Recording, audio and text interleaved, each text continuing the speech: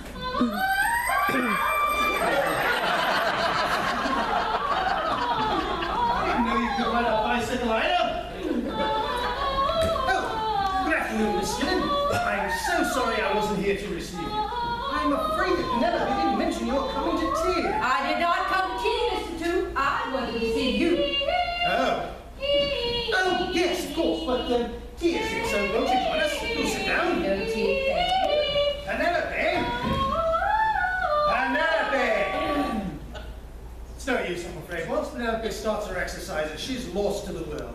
Never mind, we'll begin, shall we? Mr. Toot, I'm hurt. Oh dear, where? Hurt. Oh, I'm so sorry, Miss Skilner. I'm afraid I cannot offer you sugar. No tea, thank you. Mr. Toot, I would appreciate just 5 minutes of your undivided attention. 5 minutes? Yes, of course, Miss Skillen. 5 minutes. It's the church decorations for the Harvest Festival. What is? Mr. Toot, have you been disappointed in my contribution to the church decorations in the past? No, I didn't think so. Why? Well, remember that the church decorations has always been my special little effort. I've always decorated for the Easter and Harvest Festival. The pulpit has always been my little effort. Everyone knows that. Why, I've been decorating the pulpit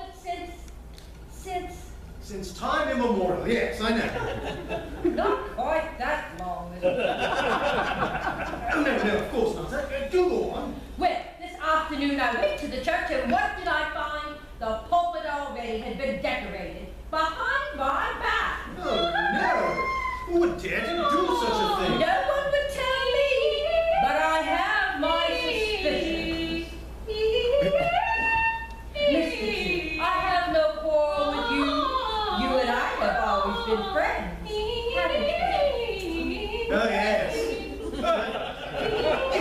Do have some tea. No tea, thank you. Wonderful friends, everyone says so. So I'm hoping what I'm about to tell you. I find it hard to concentrate with that dreadful noise. Your dear wife singing. Yes, it is a bit distracting. I'll just ask her to, Penelope? Penelope! Is that you, Lionel? Yes, my dear. Ask Ida to bring in the tea, will you? She is already in. Oh, go easy with the muffins. Yes, Penelope, Miss Skillen is here. Who? Miss Skillen. What about her? She's here. Oh. Yes, do hurry down, Penelope. Miss Skillen is hurt. Good. Oh, I mean, I'm terribly sorry. Such a keen sense of humor. Now then, where were we? Oh, the pulpit, yes.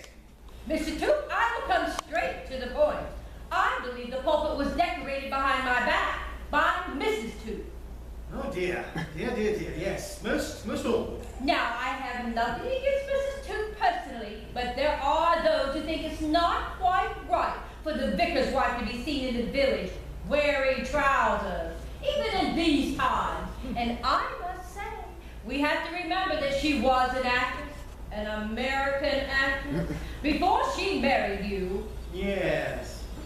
She was also the niece of a bishop before I married her, Miss Skillen. In fact, she still is. Oh, yes, I know. But the stage, what an awkward position.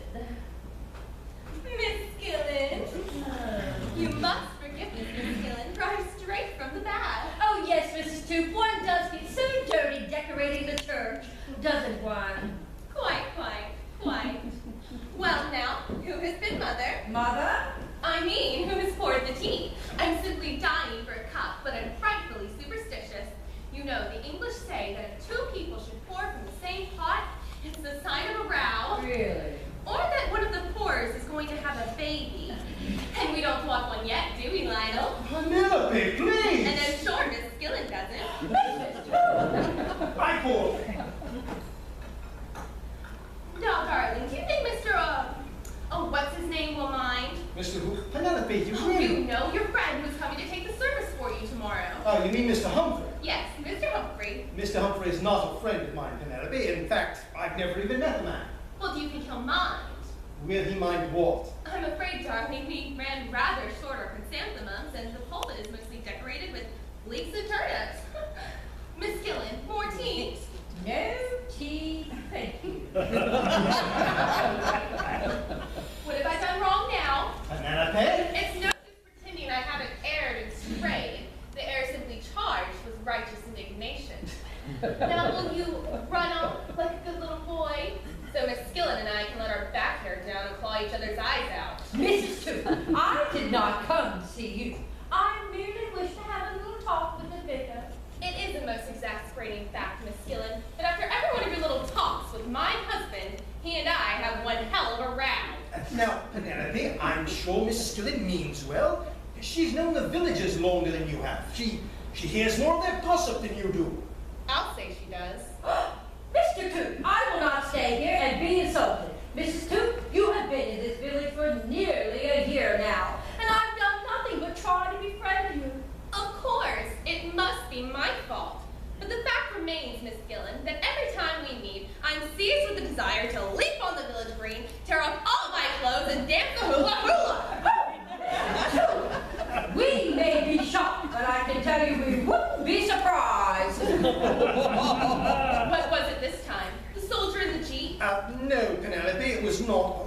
Although Miss Skillen did mention this to me yesterday. A most unfortunate incident. You call waving to a soldier in a jeep an unfortunate incident? It's what others may call it that means well, Mrs. Toot. Why, you not only waved, you yoo-hooed. I yoo-hooed. So I did. Well, did you know the soldier, Penelope? Not from Adam. I hardly had time to notice him. He simply waved and yoo-hooed. So I waved and yoo-hooed back. Didn't I, Miss Skillen?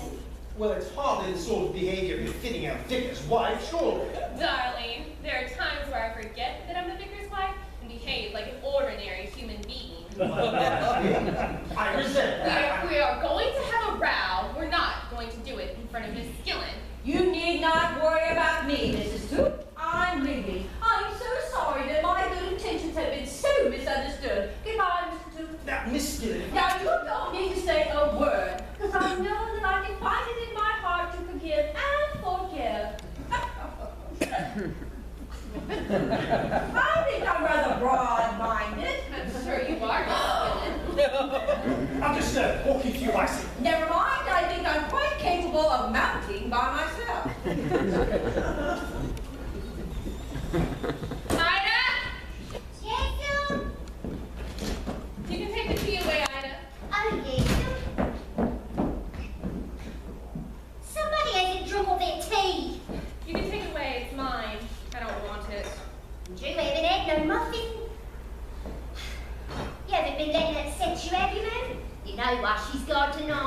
gentlemen? I think so, Ida.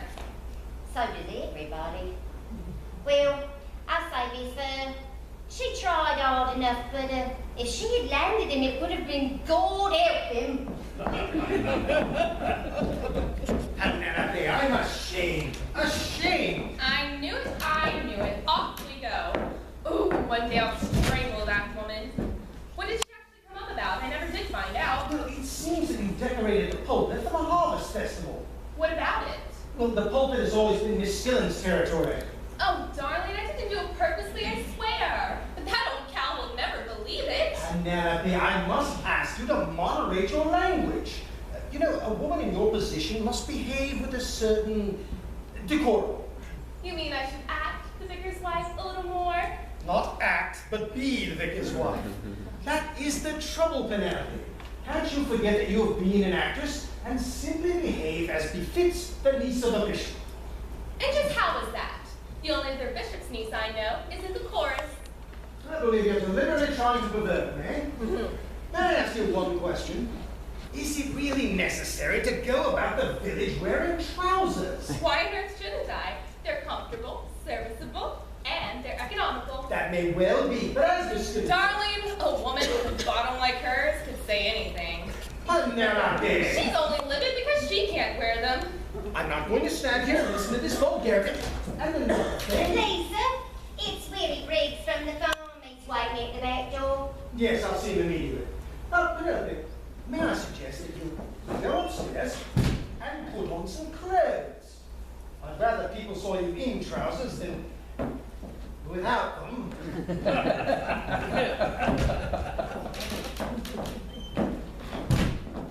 She's still here, man. What are you talking about, Ida? Miss Skillen, she's in the garage. What is she doing there? Well, she's milking a bicycle. Oh, I punctured it. Purposely? No, ma'am. For spite.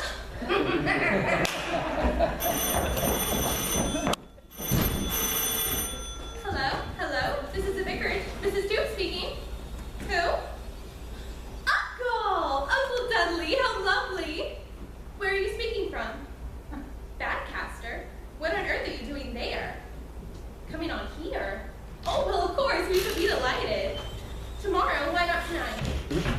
Oh, I see. We'll make it as early as possible in the morning. Oh, I see. You're a wicked old man, but you have an awful lot of living up to do. No, I can't explain now. It would take too long. We'll see you tomorrow. Goodbye. Who was that? Uncle? Uncle who? Uncle Dudley. Not the bishop. Himself. What was that about? You said he's coming tomorrow? Darling, there's no need to get excited. He stayed the night at the Cross Keys in Badcaster. He'll be on here tomorrow. Cross Keys? That's such an indifferent hotel. Well, I suppose he doesn't know that. Even a bishop can learn. I have a bishop here tomorrow and I'm not taking the service. I know. Aren't you lucky? I beg your pardon. Darling, Uncle prides himself in memorizing all of his sermons. If he saw you reading yours, he'd cut me out of his will. In any case, he's arriving just in time to be too late for the morning service.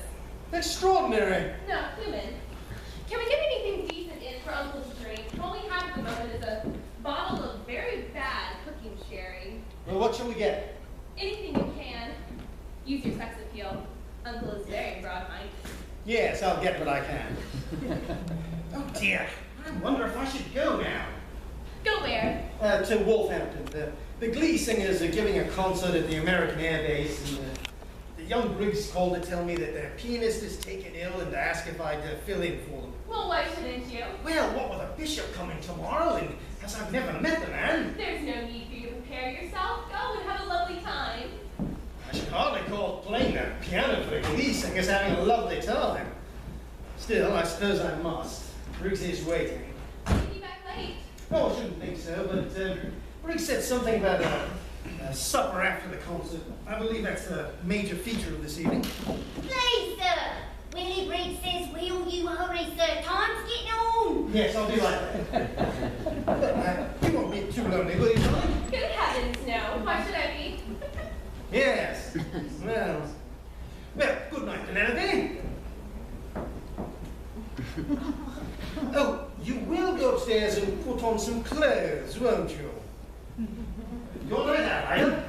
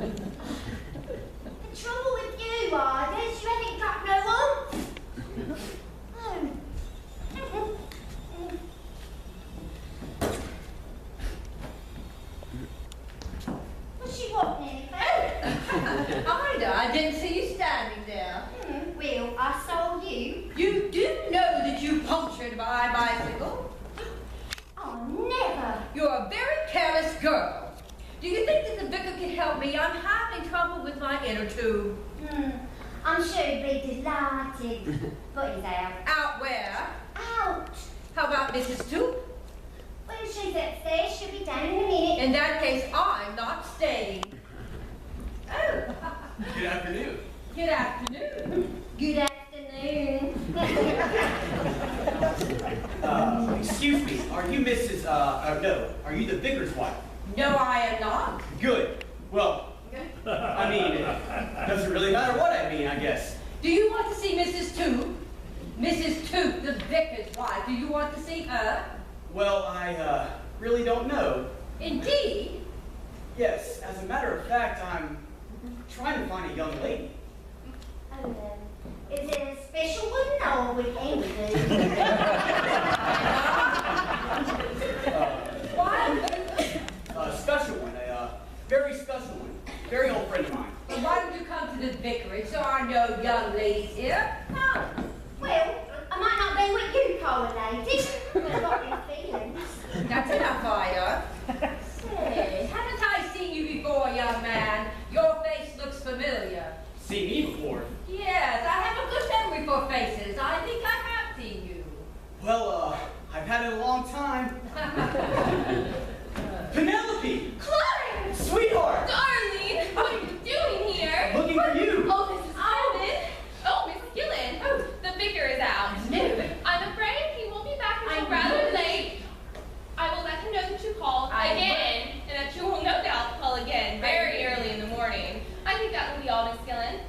Very well. Oh, Ida, this is an old friend of mine. We were on the stage together. It's all right, Mum. You don't have to use a sledgehammer to get rid of me. Live and let live. That's what I say.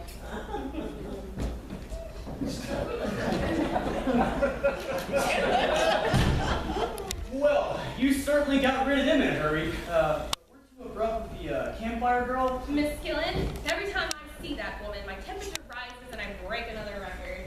Never mind her. Although, it is a pity I embraced you in front of her.